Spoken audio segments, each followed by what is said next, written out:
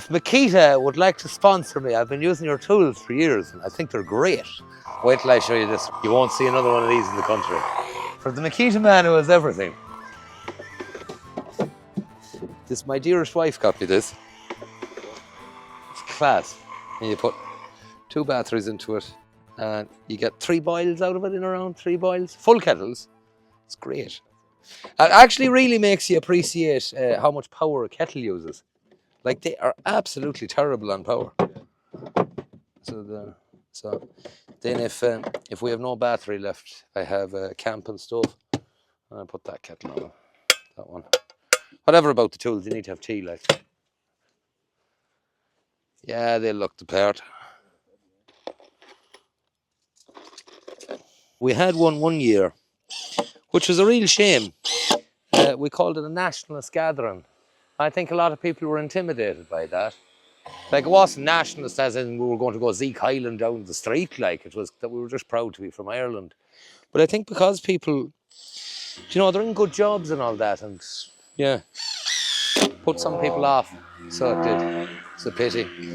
The marquee guys are brilliant. They just come and do it. The stage hay shed is there as a hay shed. You see the bales straw, so we don't have to do much with that.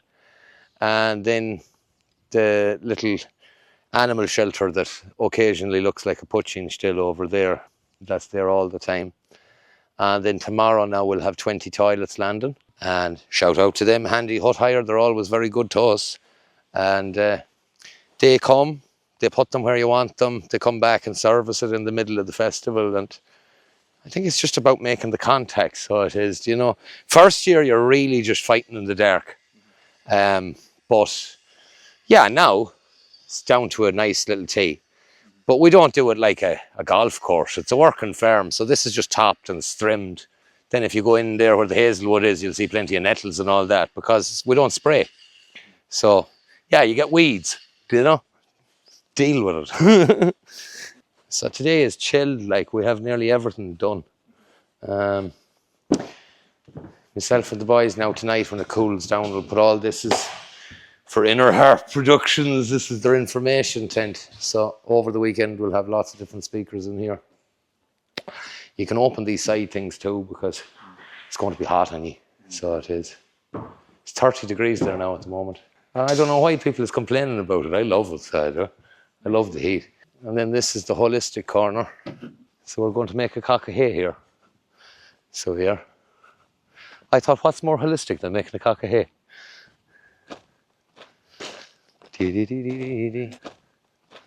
We built this, so I'm delighted to see Sean Kilkenny starting at the Mahals now. We built this in one day.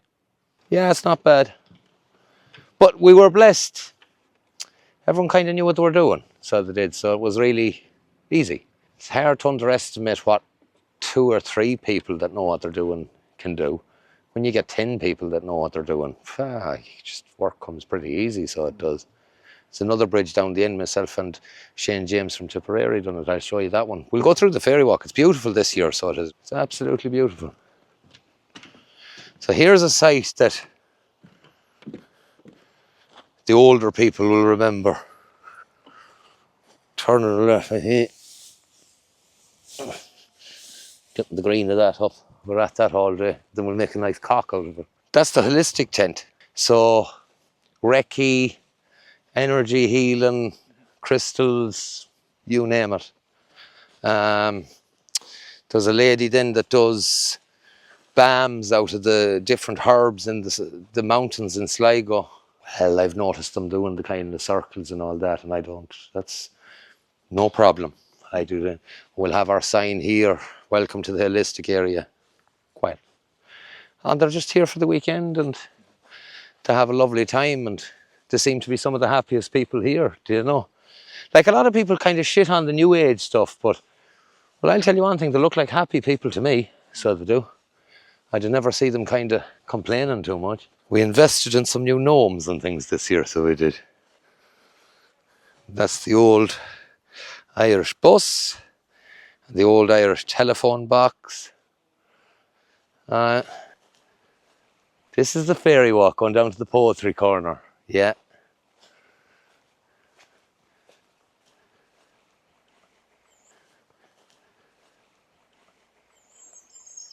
You hear that? It's actually a robin chirping. So Mum was making these. So them is little rocks from the beach. Like anyone that has a stall or anything, they don't care. They're doing it because they like doing it. They're not dependent on, it's not pushy, if you get me. It's like, well, here I have honey. Do you want to buy a jar of it? Oh, if you don't, that's fine too. Like, I'll still talk to you for 20 minutes. You know, you've no one walking around screaming about what talk is next or come on, guys, over to this section now. It's just kind of like, I might come down and go, do you want to listen to the horse talk? It's on there now. That's it. Like, it's just chilled. That's really chilled. But it's the whole valley. It's not me, it's not the event, it's just where you are. Like, it's really difficult to be down here and be, how would you say, like, go gadget, you know. It's quiet, it's lovely. And the weather has been a big help this year, so it has. We started the first one, it was never about money. It was just about being here and being here for it. There's a fantastic community of people in this part of Sligo. If you're into homesteading and homeopathy and herbalism and that, there's like a little cluster of people and it's good. It's very good. So the first year we were in the midst of lockdown, like, do you know, it was a brave thing to do that time, to head off in your camper and dodge checkpoints and all that and end up in a valley in Sligo. I'll never forget, especially the people who came from Dublin. Like, we had such a good time with them because it was kind of, you know, the Dubliners and the Culchies and all that, and everyone was just like laughing at people with masks and all that. It was awesome. We probably thought it was going to be worse than it was. We didn't think it was going to end the way it was. We thought it was going to keep going. And we thought that they were really going to push the digital ID that time. Like, they're still working on the digital ID, you know, but most people is wise to it now. They see it. Now, the trouble with it is, how many people are going to have the option not to take it? Do you know? Like, if you're dependent on them in any ways, they're going to make it difficult. Do you know? But that's where the fair day and that is coming in. Do you know, it's great to see an event there where people is bartering, using cash. It is needed. I always think this tree is awesome. See the turn on it?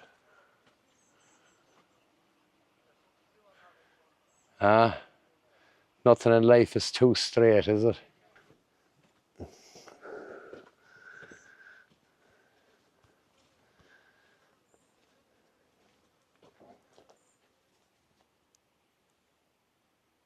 Silence.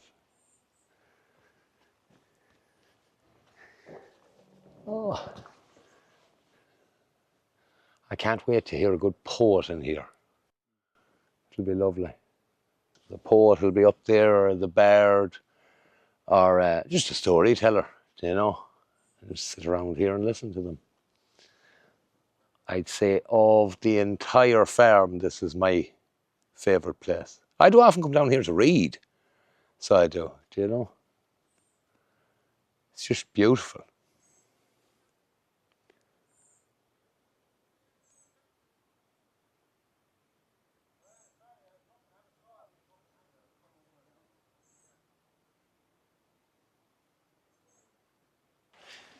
Shout out to Shane James, myself and himself done this in a day. So we did. It's still standing, Shaney.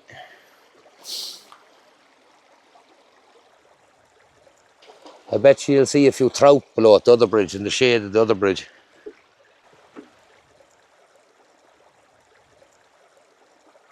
I like it. It goes into the Easky River down there. We're very lucky. I don't think there's anyone spraying up the ways. We had two fellas, fisheries fellas last year, that were out with a bag catching the little salmon and all that, and they were very happy with the numbers here. I don't think it's so great down the river, if you get me, but up here they were good.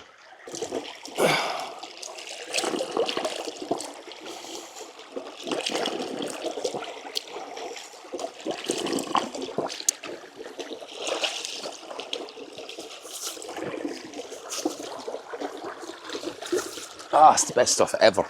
So Tom King, the Viking blacksmith, is here. David Riley, the Celtic chariot, is here. Coleman Cogan will be down there ploughing with the horses. For years I thought the parents needed a break. Do you know, that kind of way? And we weren't really putting on much for kids. And then I kind of contemplated that a bit, and I was like, I have kids myself as well, and I was like, for the people that brought their kids in that, it's kind of boring on them. So up there at the top of the hill, like where else can you go where you're amongst people you trust and you can just say, just go. I'm going down to the information tent, I'll see you in 3 hours. Like, my thing is to try and transition now into kind of teaching homesteading and teaching a bit of events and farm events, and because after this many years you know how to do it, you know, and you know the cost that's involved. God is a sight of cost that you never think of until you do it. Like rope, do you know?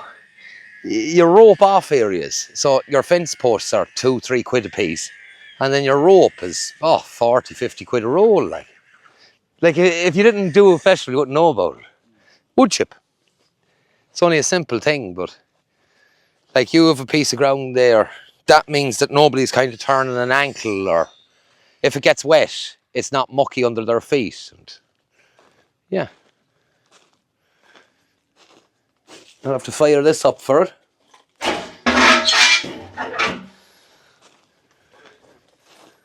Moonshine! This one isn't this is how we call it, a demonstration model. So it is. There'll be samples here, but obviously not. This is just a historical piece, you know. I don't know where this moonshine comes out of, but it's not here. So DJ Slats will be up here, and then you'll have the Nairobi Soul Club, Nathan Maher, a couple other traditional musicians and country musicians and stuff like that. And there's the man on South. Look, Star Wars. Look at that. look, his lights are all on.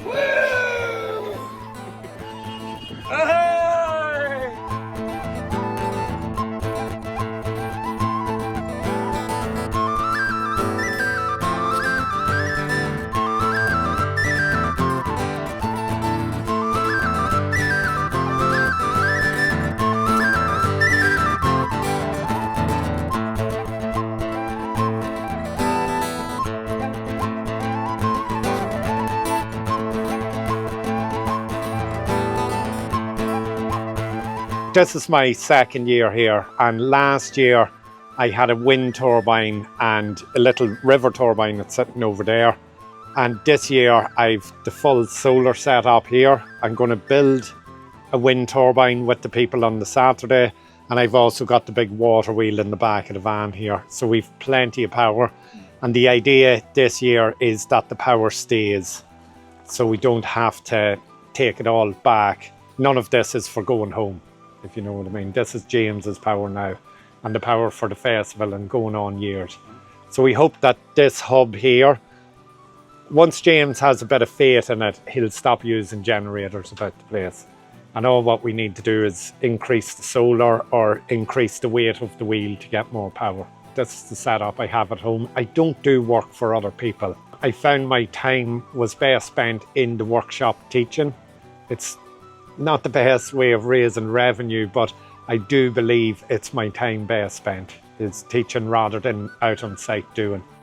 So I do have a company now, Low Energy Services, and I'd be doing initial consultations for off-grid living and following through the whole build. So I've experience in nuclear and tidal and everything else. I've a vast experience in renewable energies on the industrial side. So to bring that all down to a small off-grid system, using scrap, mostly scrap as well.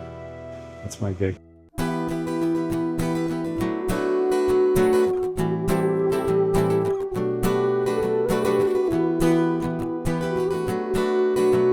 Today I want to show people with the things that I brought. People call them inventions and that. They're not, they're things of a very, very old time, even in Ireland. The water comes into the pipe just above this little stand here, and it comes down underneath the ground and out where I am. James laid that level because I said, yeah, you don't need a waterfall, you don't need a dam, you don't need anything. You just need running water. So we have the pipe going the whole way down. Now there is a slight fall in it for the fall of the water, but it's nearly level the whole way down. and it's only a 6-inch pipe. It's not even filling the 6 inches of the pipe. So I'm dealing with 4 inches of constant water, which isn't really that much. We're not dealing with that much, and we haven't dammed the river. We've gone to a spot in the river where there's kind of a natural pool, and we're going into that, maybe on a corner where the water moves faster. It's not because you can jam the water in or anything, it's just, it's a better place. If the water is moving, it's a better place for it. The water's happier, actually. We just need to connect that black one to that, and then power it out. Yeah. We could do with a wee bit of super glue maybe, or something sticky, or nail polish. Anyone got any nail polish? Or like substance? But once we see it bubbling there, and it's very important now that our bubble pipe is in under this solution. So it's very, very simple what we're doing. We're using DC, electricity, running it through water, and water is H2O, 2 parts hydrogen, 1 part oxygen. So what we're doing is breaking it into HHO. In its chemical state, it is 2 parts hydrogen, 1 part oxygen. This is the hydrogen generator here, but in the bubbler jar, you can see there the hydrogen is passing through the bubble jar. So that's our bubble test done. We've tested that we're generating hydrogen, we're generating enough hydrogen that we can push it past the liquid in the bottom. Now it's bubbling rightly. Just walk on around that side there, in case the bucket moves. Jesus. We are here now in the latter part of June. If we were here thousands of years ago and Queen Maeve getting ready, so the word on the street in Sligo now would be, right, there are a number of people that have been selected to travel to Tara, and they're getting ready right now to maybe venture off in the next coming days, because they got to put in 5 weeks to get to Tara for celebration for Lunasa, the gathering of the crops. Now, the weeks leading up to this moment, you can be guaranteed the dressmakers, the leather workers, the blacksmiths have been incredibly busy getting ceremonial dress, ceremonial jewellery, weapons of distinction, unique weapons to be shown and displayed to clans of Ulster, Leinster and Munster, because these are proud people. The makers here have got to show their work, got to show their worth, and they'll be displaying that as they travel across Ireland heading to Tara. Can you imagine Queen Maeve and her people coming horseback, arriving at the banqueting hall at Tara, you know, Munster, Leinster and Ulster, looking upon the Queen Maeve and her, and looking at the confidence, looking at the beauty, the outstanding workmanship. That's so impactful, because if these people are brought to a negotiating table, they are in a very strong situation, because when you show confidence, you bring confidence, and that's a very, very strong, you know, feature of negotiating or whatever it is on discussion.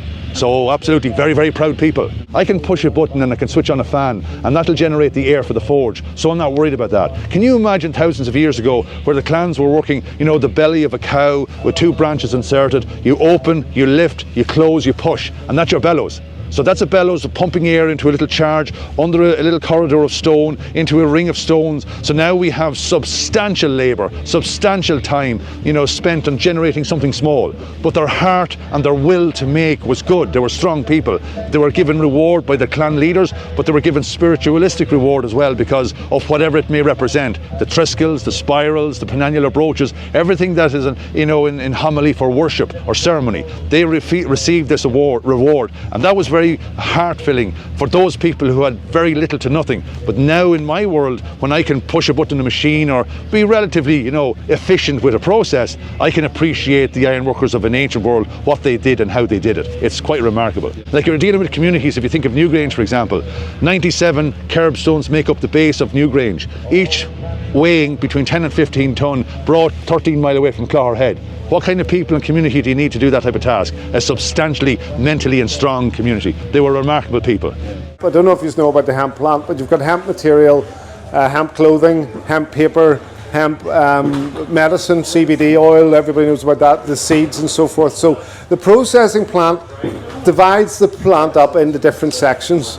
This is called the sheave, which is the inner part, right? Then the outer strands is the use for the material for clothing, bedding for the animals and stuff. There's a lot of paper and so forth, a lot of stuff out of that particular material. And then the seeds, you have then hemp seeds and hemp oil, and so the processing plant will divide all of that. Then there's another thing called the hemp dust, the dust that comes from it, and they use that then for the plaster, you know, plastering. So then you would mix the lime with the hemp dust and then plaster on this wall after for the finishing, you know what I mean? So the plant itself, and that's only out of the inner core and the dust from the inner core. So that's just using that. Then there's the other side of it, which is the clothing industry. So this is hemp insulation. The outer bit that I explained earlier can be used for clothing, but also house insulation, horse bedding. The developments that are happening with hemp is like chipboard, hemp plastic. You can make cars out of it because the strands of the hemp is so strong, like dental floss, it's so strong. That's why they used it for the ropes and so forth. So now what they're doing is using that with proxy and making hemp plastic. It's so strong, it's like a carbon. They're also using it in biochar. So they can put it through a biochar machine to create electricity, and then with the biochar they're using it for water filtration systems, and then there are many systems for that from the biochar. So the plant itself can change a lot of things that are issues with all the aspects of our society, from housing to water filter to medicine. There is videos out there say that hemp is God's plant, and we haven't even, this is all industrial. Of course, we haven't talked about medical, which is not what this is about. This is about hempcrete. Yes. Through homeopathy, I came off all the meds. My health is really good now. And apart from that, it also got me working with myself and my own natural abilities to tune deeper into our natural being, I suppose. I also noticed that I was very electromagnetic sensitive, so I was sensitive to electricity, Wi-Fi, all of this stuff, and this was also affecting me having seizures in my younger years. I left the city years ago and moved to the country and decided to go pretty off-grid, pretty wild, like not fancy off-gridding, but it was pretty raw living. And through coming away from electricity and Wi-Fi and all of that, I started to feel what was going on in my brain more as well. So we were able to work together really incredibly, like homeopathy just really changed my life. Apart from healing the physical symptoms of the seizures, it also brought me back to my innate, true nature of what I am, deep inside. And I suppose that's kind of the work I do with people now as well, to discover our true essence. And I would say homeopathy was, peeling off the layers. So, yeah. Homeopathy is based on the law of similars, that like cures like. So a substance that can cause symptoms in a healthy person is also able to cure similar symptoms in a diseased person. The remedies are derived from the natural kingdoms, animal, plant and mineral mainly. There's other remedies as well. I have a new condition, because I know everybody has conditions nowadays, from ADHD to all sorts of ones. So my one is MAD, that's all it is. And it's MAD for our countryside, for our land, for our communities, for God, for Mother Earth. And for our children. And if we don't fight in this fight for our children, and it's not even for our children now, we're fighting for our children's children, because there is no future. I really feel that we've gone over the cliffs of Moher, and God is actually taking us back on the string of a spider's web. I really think that we were gone. And it's been shown to us that we were gone. We'd walked ourselves into an awful dark place. It's so evil that evil stopped at nothing against the light of God, but it's the power of the light that's coming in now all across the world is just unbelievable. Before the EEC, Ireland could feed itself quite comfortably. Now, we mightn't have had Maseratis and big houses, but we were an independent people, and that frightened the living life out of them. Europe was frightened that on the west coast of Europe was an island where the people could feed themselves, clothe themselves, and take the biggest army in the world and show them up. And that frightened them. But we have to get back to that. It's not difficult. God forgive me, I think about it all the time. If there's an economic disaster, this will be a lot easier, because everyone won't be worried about mortgages when none of us has the price of it. And we might throw them out on the side of the street very quick. But each and every one of you here, there's no heroes. There's no leaders. It's entirely in your own hands. It's all about self-sufficiency. It's about being independent of the system. One thing, and any can do it.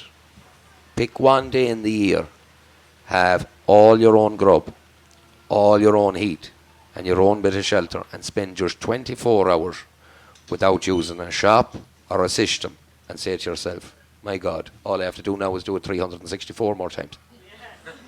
And it's amazing. You'll see it. We've traded our freedom for comfort. And that's all it is. When you realise that this device can act as a defibrillator, and certain paramedics go around with it in Russia, and they use it as a defib, yeah? On a training course, we show you how to restart the heart. Sounds crazy? This little device with a 9-volt battery? It just sounds crazy, doesn't it? When I first came across it, I thought, this is nuts. It's completely nuts, you know. But it works. The reason I'm coming here is because this is the Homesteaders Conference, and obviously we know the world's in a bit of a mess. And it's obviously going to get a lot probably worse before it gets better. So imagine what you need. You need community. Everyone can do their own particular thing. Growing food, looking after each other, community, protection. But you're going to need healing. You're going to need technology and understanding how you can keep everyone healthy. Now, we're not saying this does everything, obviously.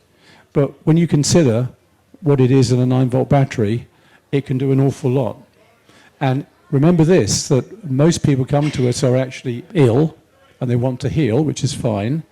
But there is an old saying, you know, do you want to service a car before it breaks down or after it breaks down? We get 70% of people pain-free or virtually pain-free in under 4 minutes. I know this is going to sound crazy, but we've proved it. And that's because the body's a hologram. Everything's a hologram. If you see a picture of the nebula and you see a picture of a baby, they look the same, as above, so below. So if you understand the holographic nature of the universe and the body, that's why reflexology works, that's why palmistry works, that's why auricular acupuncture works on the ear. The whole body's represented. So when I was about 25, spent more time in traveller culture, with travellers, living with travellers, knocking on doors, doing that kind of work. And that was my first contact with horses. So I don't know I've never jumped a fence in my life. I only know driving horses and that kind of thing. I had the interest in the chariots and the culture, and it just dawned on me when I was about 25 to do the Cuchulainn style chariot.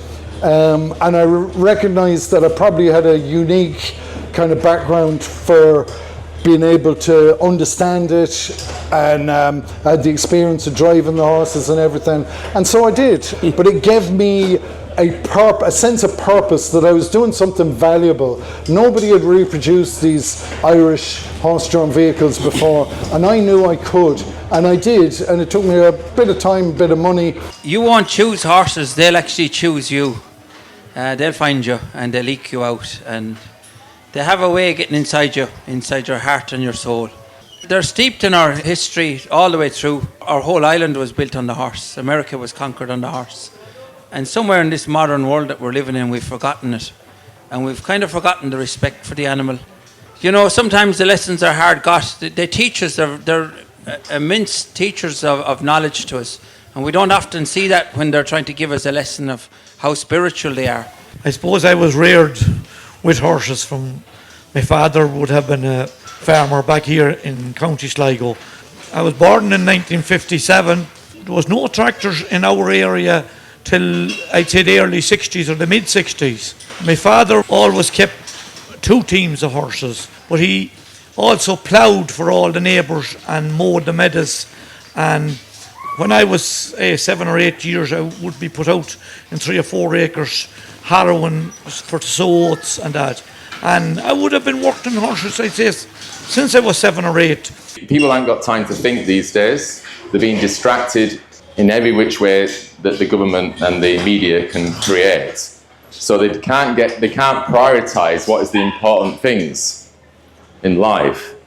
The important things in life is having time to think and then act with a clear mind of where you are going in life. Now, because of the materialism, people are being sold more and more complex solutions to living. Living's quite simple, really, but most people have got used to comfort. Now, I lived in comfort in a caravan, and that proved to me that you don't need much.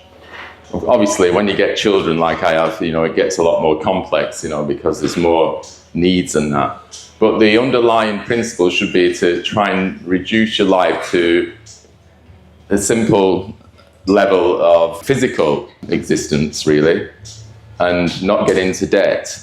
The reason why it's so difficult is because all the time the media forces us to consume more, to buy this, to buy that. Oh, this is a better solution. Even with green ideas, this is a better solution than that. And this is better than that. This is more efficient. The government is accounting for everything on the planet. Everything is being accounted for, and they want you to behave in the same way, where you're actually just thinking about the price of everything, but not the value of things, the real value, right? So it's very easy if people are brainwashed to actually follow the price of everything, in monetary terms. So one of the solutions there would be to actually do something for somebody without actually charging any money. Just do it, So you could be kind of as scientific or as simple with Korean natural farming as you want. Basically, the kind of semi-scientific side of what we're trying to do is reintroduce missing microorganisms back into the soil to restart the nutrient flow and cycles between plant roots and the minerals and nutrients that are sitting in the soil waiting to be taken up. If you imagine the photosynthesis and sunbeams coming down onto a plant, we'll take grass, just as for the example, and the grass will draw in sunbeams and create its sugars and carbohydrates to grow. If it comes to the stage where it has excess, it'll send them down into the root zone of the plant, and it'll push out the excess as exudates. In a healthy soil, you'll have mycorrhizal fungi living around the root zone of the plant. In a more or less a kind of a barter situation, the grass will go, well, hey, fungi, I could do with some calcium or molybdenum or cobalt or whatever, what have you. And the fungi will mine down into the soil and bring up the mineral or the nutrient and swap it for carbs and sugars. So mycelium is the word that we're going to be throwing around a lot today. So I think a lot of you might have heard of the word, but mycelium just kind of is the way that fungi interact with each other. The things that are growing, all the trees and the hazel brook to our left and our right there, is all mycelium with no fertilizer. They're the vascular system, the lifeblood of the earth, essentially. So like Tomas was saying there, it's a mycorrhizal association. So as we said, it's very complicated, but they're actually just fungal roots. Myco means fungi and rhiza means root. So they attach directly into the root zone.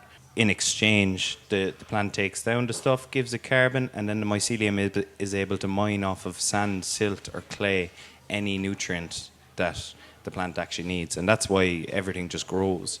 So we, as natural farmers, are trying to cultivate this intelligence back into our land, because over the last few generations we've lost all intuition as to how things grow, and we've become very invasive with our chemical practices. Basalts and granites, most of them are very slightly paramagnetic, right? What I discovered is that there's super paramagnetic versions, rare forms of basalts and granites, particularly granites, in very special locations that are super paramagnetic, where they're 1,000 times stronger. So just to go into a small bit of physics, most materials are diamagnetic. They tend to oppose the field they're in. But actually what that means, if you have a vertical magnetic field, that they basically run at 90 degrees to the field. That's what's called opposing the field, okay? Whereas paramagnetic materials, which are a lot rarer materials in general anyway, align to the field. And that's why you can get sympathetic resonance along the field from your body through your own biomagnetic field into the pendant. So it's your own energy that the pendant is using. I want to thank you for coming. From the bottom of my heart, thank you very much for coming. I hope you found value in what you've seen and people you spoke to over the weekend. But in my humble opinion, I think Tramore West will be on the map forevermore, because we seen a water-powered car doing burnouts and donuts. So I think that really warrants kind of a global exposure. So it does. We have a little shack down there now that'll be wired in and running a house next year. We have two gentlemen on about Korean natural farming and how farmers in Ireland can get away from fertiliser dependence and chemical dependence of all descriptions. There's amazing things happening all over Ireland. And I have a very, very positive outlook for the people who open their eyes to realising if you depend on a system that needs you sick and weak, inevitably you're going to be sick and weak. If you create your own community where everybody around you wants to empower you and keep you healthy and keep you strong, then you'll be healthy and strong. Two very, very nice moments at this that I will remember forever.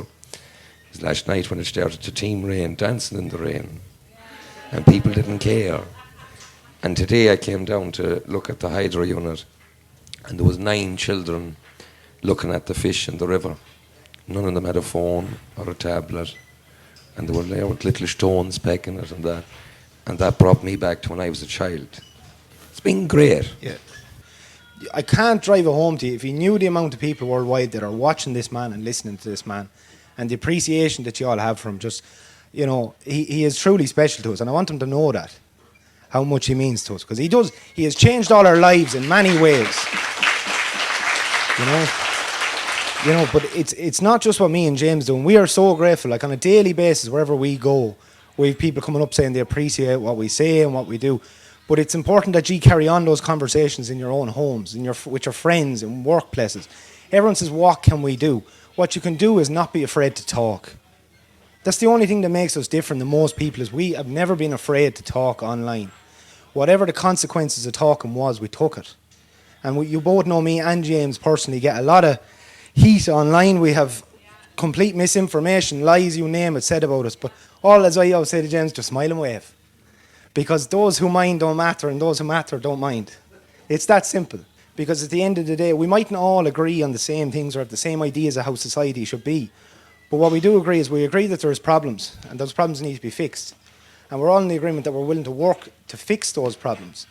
And that starts with what me and James are always trying to promote, is to become more independent in yourself. I'm going to try and give up my devices for a year.